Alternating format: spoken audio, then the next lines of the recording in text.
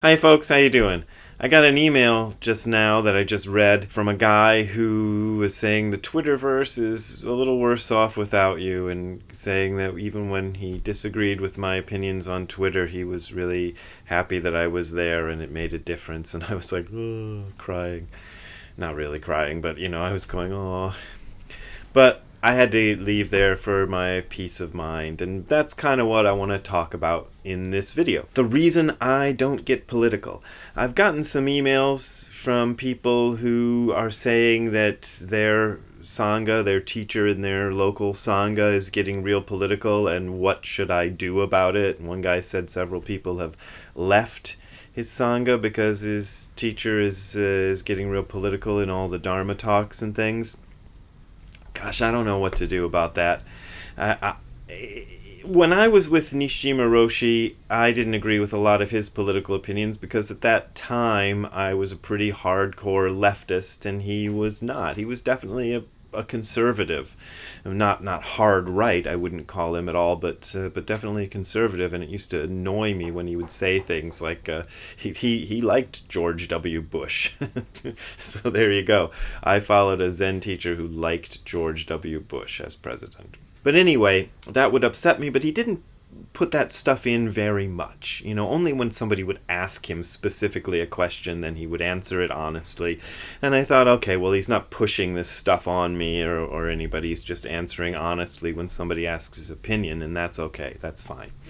And that's, at that level, I would say fine. If somebody just gives their honest opinion in response to a question, then okay, no biggie. If they're trying to push it on the Sangha, that's a problem. And I'd like to tell you why I don't push my political opinions on the people who come to hear me talk. The reason is, I feel like the one thing I have to offer the world is Zazen. Zazen and the philosophy of Dogen and the general philosophy of Buddhism, that's what I can offer.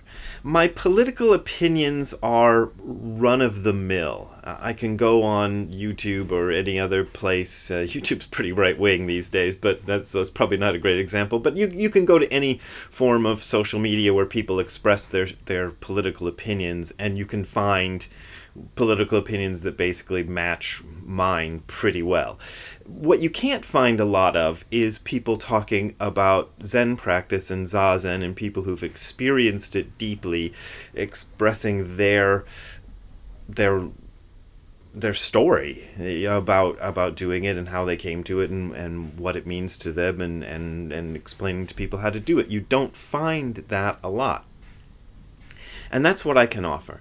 And that's what I want to offer to anybody, regardless of their political side they're on. Somebody, when all this stuff was heating up a few months ago on me, somebody very self-righteously sent me an email or comment or something saying, "What would you do if a neo-Nazi came to the Angel City Zen Center?"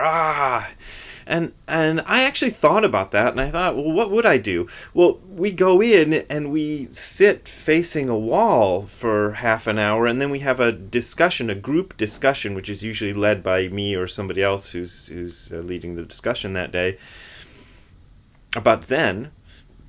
How would I even know if they were a neo-Nazi? I mean, it's not likely to just come up, especially since we're a pretty multi-ethnic Sangha. I don't think people would want to really express that in front of people that they might offend or who might get, come back at them with something, there could be people there for years who were neo-Nazis, and I would have no idea, because that's not what we talk about.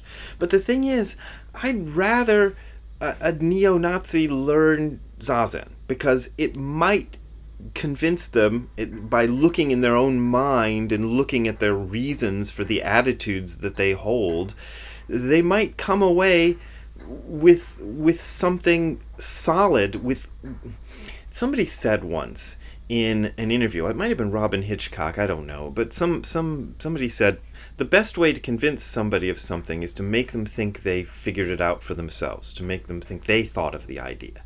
and that this singer, I think it was Robin Hitchcock, said that he thought his job was to make people think they thought of things themselves, by being kind of ambiguous and kind of throwing things out there in a poetic way.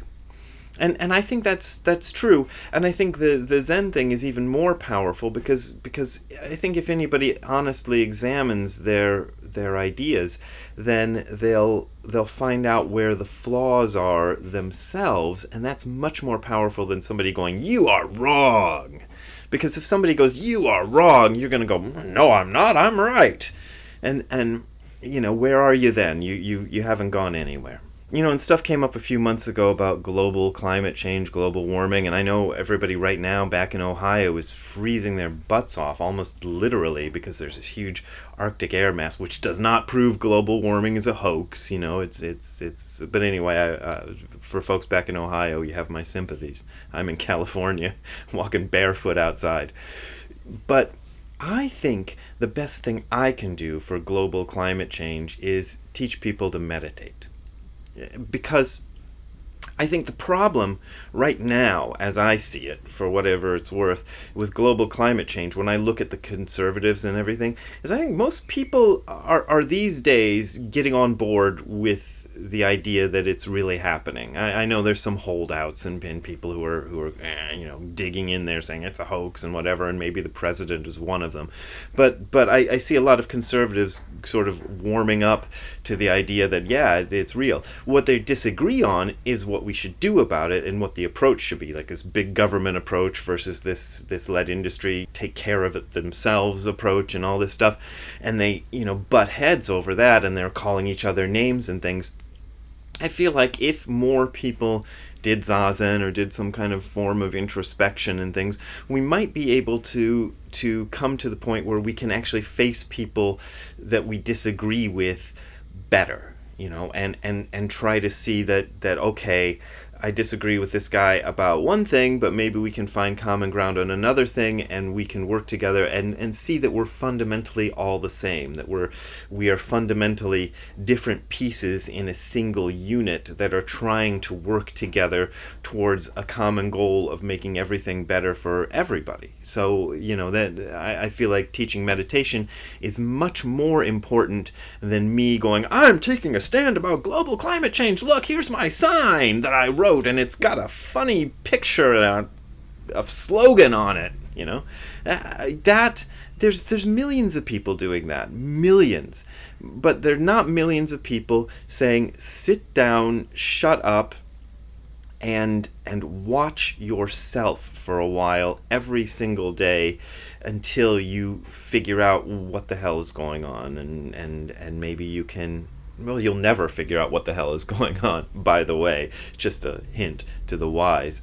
But that's a better strategy than hitting somebody up with my opinion on it and taking a stand. My taking a stand is taking a sit and saying, okay, you can join me in sitting here like this for a while.